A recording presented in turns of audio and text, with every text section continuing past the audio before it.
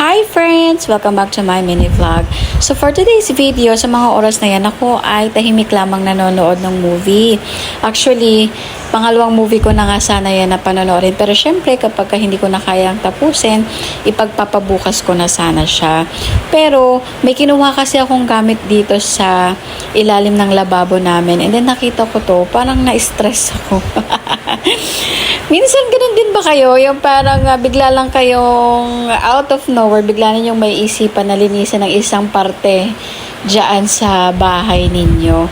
At isa pa, hindi ko maintindihan na itong ilalim ng lababo namin, nililinisan mo to, binabawasan mo to ng gamit, pero parang nanganganak, parang palaging may bagong gamit na ilalagay dyan. Basta parang isiksik na lang dyan, ganyan. Parang hindi ko maintindihan kung saan nanggaling yung dating gamit. Wala naman yun dyan, pero nandyan na ngayon.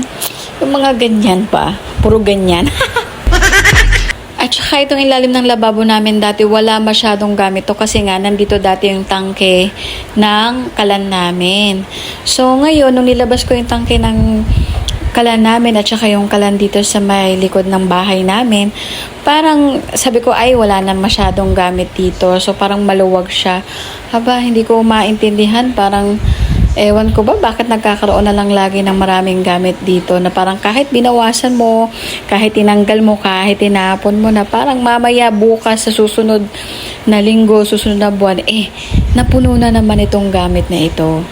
Ang pinaka-goal ko nga dito ay linisan lamang itong ilalim ng aming lababo, walisan, tapos punasan ng basang-basahan para yung mga alikabok ay mawala at hindi masyadong lumipad sa ilong ko lahat kasi medyo sensitive ang ilong ko dahil kapag ako ay nakasinghot ng alikabok ay grabe, panay ang bahing ko na yan hanggang sisipunin na ako at ubuhin na ako. Ay naku, ayoko ng ganon. At yung mga ibang gamit dyan na feeling ko hindi na kailangan at nakakadami lang at nakakasiksik lang dito sa ilalim ng lababo ay tinanggal ko na rin. Pero siguro kapag nagkaroon pa ako ng mas mahabang oras ay tatanggalin ko na rin yung mga hindi na importante. So minsan pa nga ako ay naiinis na rin dahil ang mga gamit ng asawa ko sa mga tools niya sa pangmotor, pangbahay at kung saan pa, dito lang din niya sinisiksik kahit meron naman siyang box dyan sa likod. Hindi ko maintindihan. Maliban dyan, pati dito sa ilalim ng aming aparador sa lagay ng aming TV, may mga gamit din siya dyan. Ewan ko ba, ganun din ba ang inyong mga mister kung saan nakalagay ang kailang mga gamit. Tapos kapag tinanggal mo dyan at nilagay mo doon sa ibang lagayan, sasabihin pa dyan na, ay, dyan ko nga yun nilagay kasi ganito, ganyan Ay, nako. Sabi ko, hindi yan ang tamang lagayan, kaya tinanggal ko dyan. So, natapos na ako doon sa unang parte ng ilalim ng lababo namin. So, dito naman ako sa kabila. Lagayan naman ito ng aming mga lutuan. So, ako bilang isang nanay, malaking bagay sa akin kapag nare-regaluhan din ako or nabibigyan ako ng mga gamit pang luto. Pero, syempre, yung mga luma at saka yung feeling ko, yung masyado na siyang gamit na gamit, binibigay ko na lang or itinatapon ko na lamang din. So, maraming salamat sa mga natanggap kong regalo ng Pasko. At yung package ni Mama last time ay puro cookingware yung naibigay niya sa amin. At gustong-gusto ko yun, especially yung mga non-stick, yan, mga bet ko yan.